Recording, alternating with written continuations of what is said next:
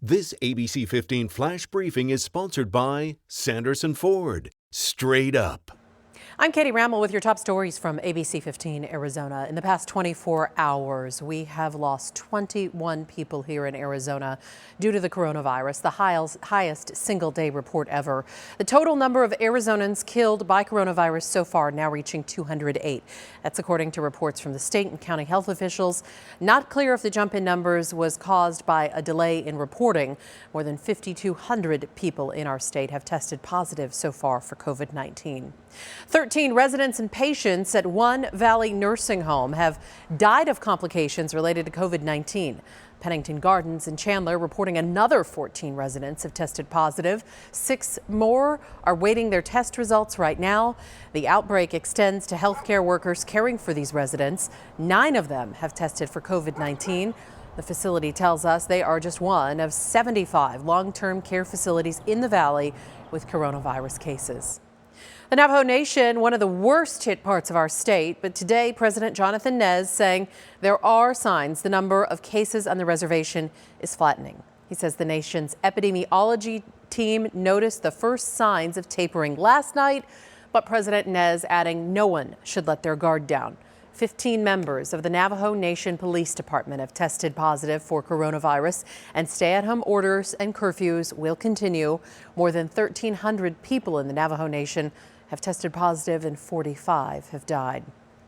Some relief for families who rely on free school meals to feed their kids. Starting this week, many of those households will receive benefits from the state. The benefits are retroactive, with families receiving $69 per eligible child for the month of March, followed by $126 for April and $120 for May. The calculations are based on the number of school days the child misses. SNAP beneficiaries will be the first to get the money. Other eligible families will be contacted by officials.